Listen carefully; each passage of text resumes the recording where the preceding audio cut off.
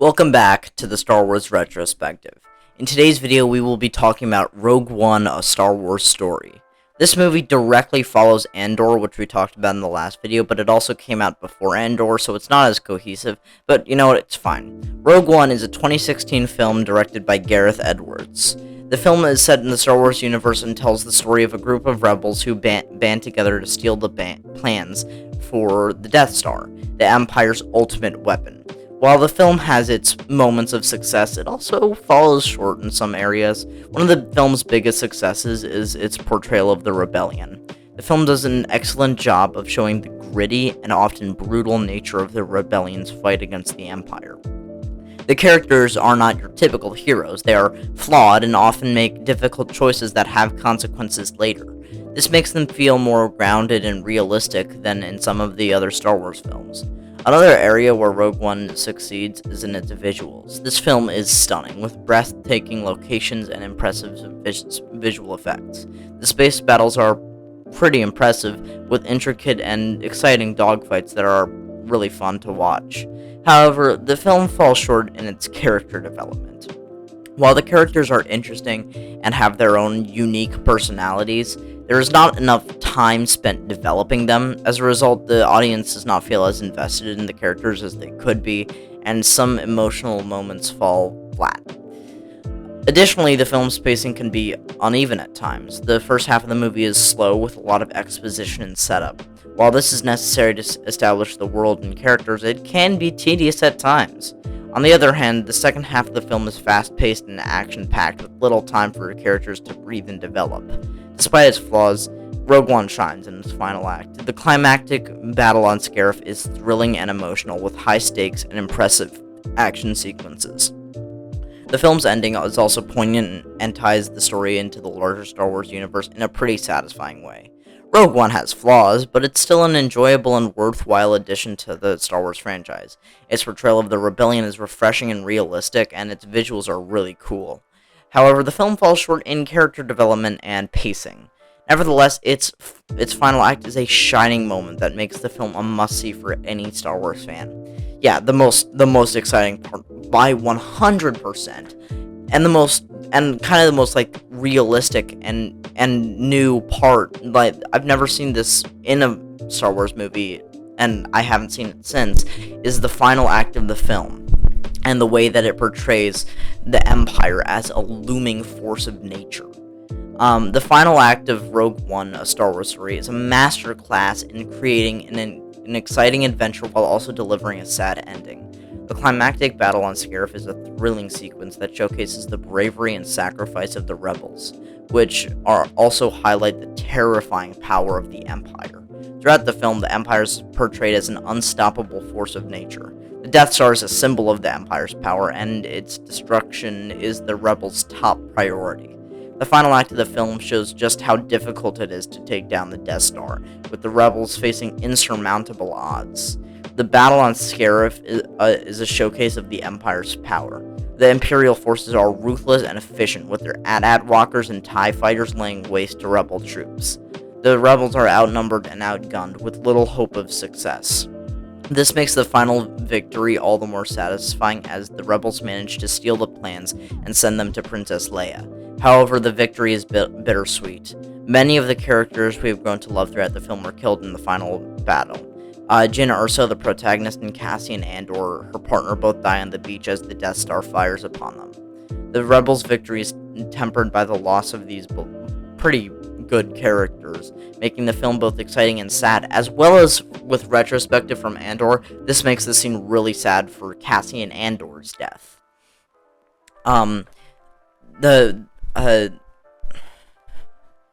The sad ending of Rogue One is a testament to the film's commitment to showing the harsh reality of war.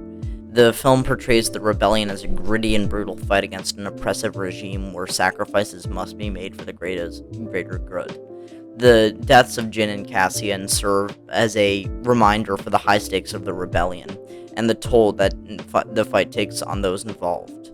Furthermore, the final act of Rogue One makes the Empire a terrifying force of nature. The Death Star is shown to be an unstoppable weapon capable of destroying entire planets with ease. The Empire's willingness to use such a weapon is a stark reminder of the evil that they represent, and the lengths they are willing to go to maintain their power. The final act of Rogue One is a perfect example of how to create an exciting adventure while also delivering a sad ending. The battle on Scarif is thrilling and action-packed, while the deaths of the characters we have grown to like a lot are pretty heartbreaking.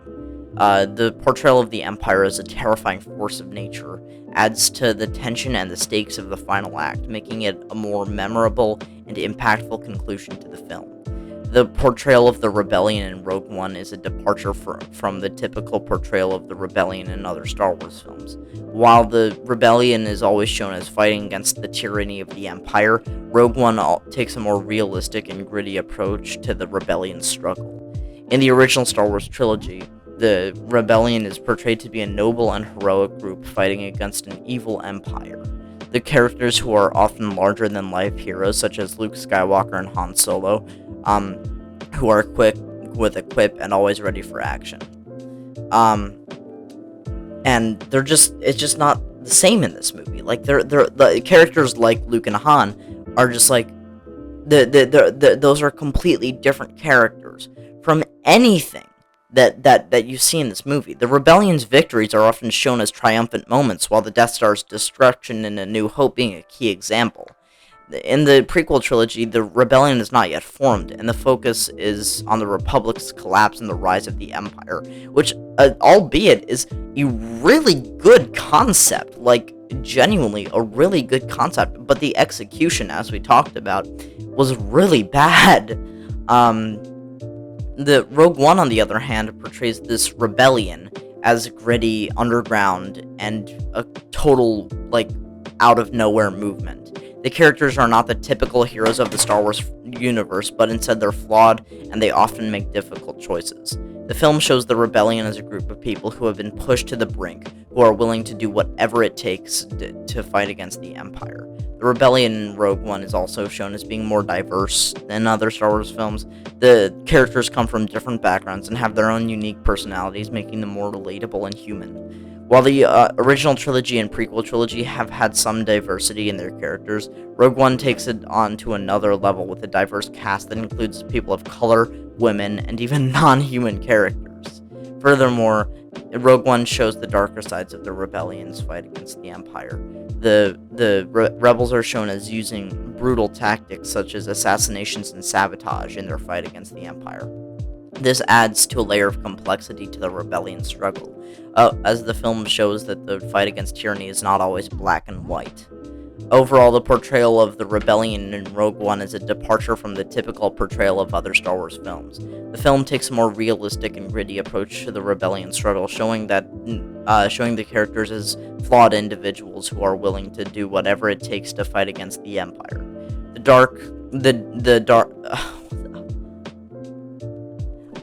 Holy Mary, Mother of Jesus. I was about to say one of the most racist things of all time. Like, if my mistake had actually gone through, I would have actually just said something so racist. I would have said the dark cast and the darker tone.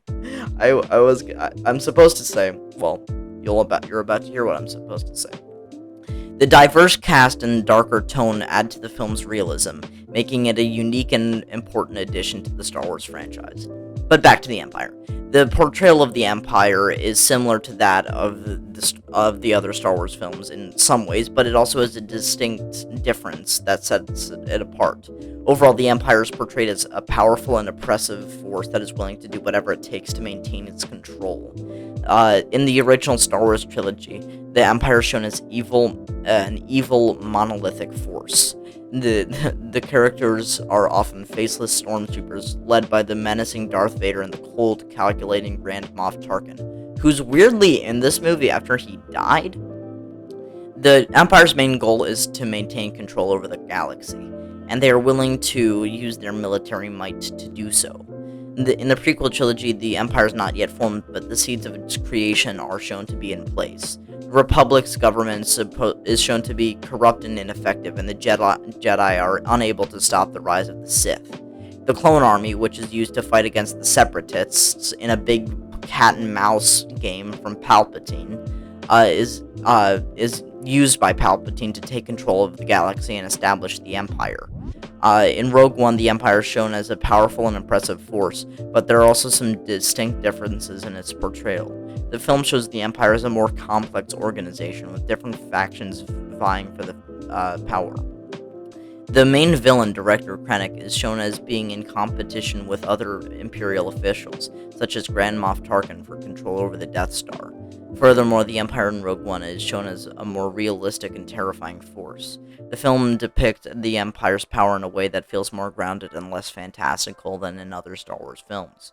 The Empire's military might be shown as being efficient, with its use of advanced weaponry and technology.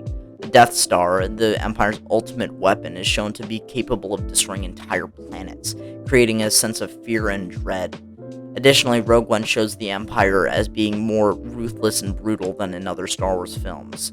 The Empire is willing to use whatever means necessary to maintain its control. The film depicts the Empire's use of torture, mass executions, and other horrific tactics in its fight against the rebellion. This adds a layer of darkness to the Empire's portrayal that is not present in other Star Wars films. In conclusion, while the portrayal of the Empire in Rogue One shares some similarities with other Star Wars films, it also has some distinct differences that make it a lot cooler, but also scarier.